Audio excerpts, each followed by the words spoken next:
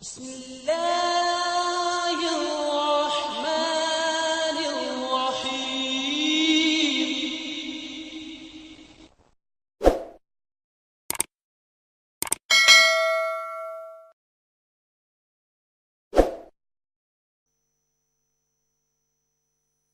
اسلام سے نہ بھاگو،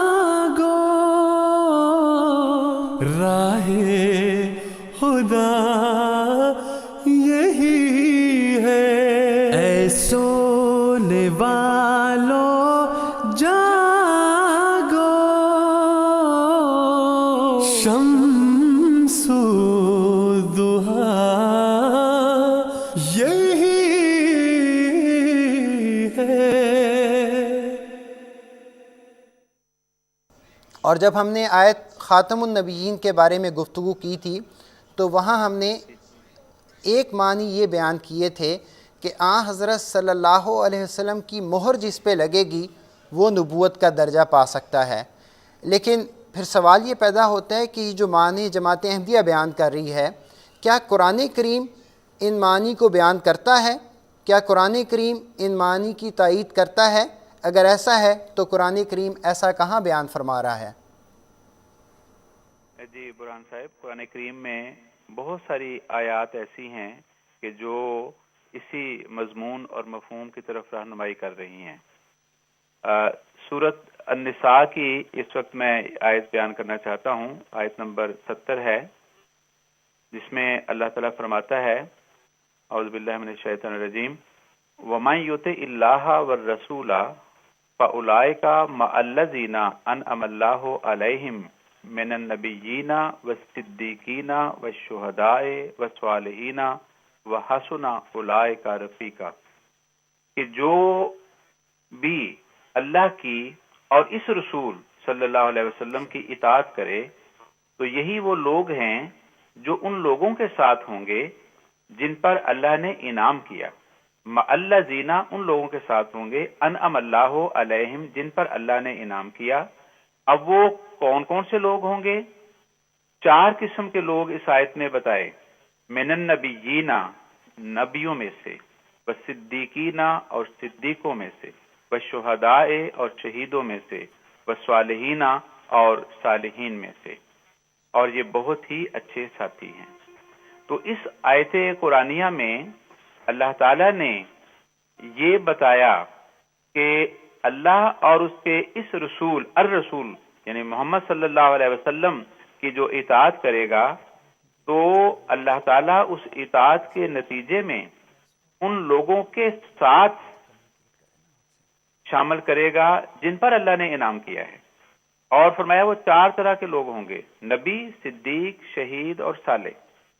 یہاں ایک لفظ ہے مع الذین کا، جس میں بعض اوقات ہمارے دوسرے جو بھائی ہیں جو ہماری اس تشریح سے اتفاق نہیں کرتے، وہ لفظ مع کا، اس کی لغت کا، بلکہ لغت کے ایک حصے کا سہارا لیتے ہوئے وہ یہ تشریح یا ترجمہ کرتے ہیں کہ دیکھیں اس سے مراد یہ نہیں ہے کہ وہ سچ مچ نبی بن جائے گا، بلکہ یہ ہے کہ اللہ تعالیٰ اس اطاعت کے نتیجے میں حضور صلی اللہ علیہ وسلم کی اور اللہ تعالیٰ کی اطاعت کے نتیجے میں وہ ان لوگوں کے گروپ میں شامل کر لے گا، یعنی وہ عملاً یا مقام اور رتبے کے اعتبار سے نبی نہیں بنیں گے، ہاں نبیوں کے گروہ میں شامل کر دے گا۔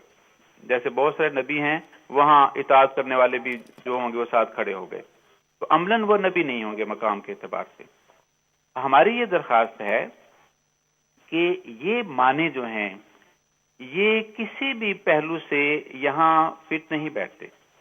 ہم یہ نہیں کہتے کہ مع کے یہ معنی نہیں ہوتے، مع کے لفظ مع جو ہے یہاں مع الذین انعم اللہ علیہم میں مختلف معنی ہیں، اور وہ مختلف معنی لغت میں بھی موجود ہیں، وہ مختلف معنی قرآن کریم میں بھی موجود ہیں، اس میں کوئی شک نہیں۔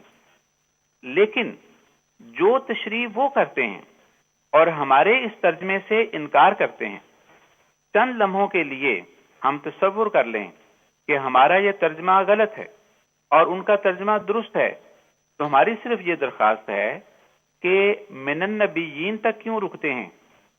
آگے لے کے چلے نا اس ترجمے کو. اگر فرض کریں کہ ترجمہ یہ بنتا ہے کہ وہ نبی تو نہیں ہوں گے لیکن نبیوں کے گروہ میں صرف شامل کر لیا جائے گا اس کو, تو پتہ یہ چلا کہ وہ صدیقین بھی تو آگے آیا ہوا ہے. تو پھر اس امت میں جو بھی شخص اللہ اور رسول صلی اللہ علیہ وسلم کی اطاعت کرے گا وہ صدیق بھی نہیں بن سکے گا, وہ شہدائے وہ شہید بھی نہیں بن سکے گا, اور نہ وہ صالح بن سکے گا. تو گویا امت محمدیہ میں جو بھی اطاعت کے نتیجے میں انعام پانے والا ہے وہ یہ 4 انعام بہرحال اس کو نہیں مل سکتے. تو کیا یہ ترجمہ, یہ تشریح کوئی قبول کرنے کو تیار ہوگا؟ سوال ہی پیدا نہیں ہوتا. یہ آیت جو ہے سورہ نساء کی, یہ آن حضرت صلی اللہ علیہ وسلم کے انتہائی اعلیٰ اور عرفہ مقام کو بیان کرنے والی ہے کہ اس رسول کی اطاعت کے نتیجے میں ہم 4 قسم کے انعام کریں گے کہ ان کو نبی بنائیں گے, ان کو صدیق بنائیں گے, ان کو شہید بنائیں گے, ان کو صالح بنائیں گے. اور اگر نبوت کے انعام سے محرومی اس ایسے ثابت کرنی ہے تو صرف ایک انعام نہیں جائے گا, ایک مقام نہیں جائے گا, باقی تینوں کے تینوں مقام بھی جائیں گے. تو پھر یہ ہوگا کہ اس امت میں سے کوئی صدیق بھی نہیں بن سکتا, کوئی شہید بھی نہیں بن سکتا اور کوئی صالح بھی نہیں بن سکتا. اور ظاہر ہے کہ کوئی بھی اس تشریح اور ترجمے کو تسلیم کرنے کو تیار نہیں ہے. ہم اس لغت کی طرف آتے ہیں اور قرآن کریم کی طرف آتے ہیں.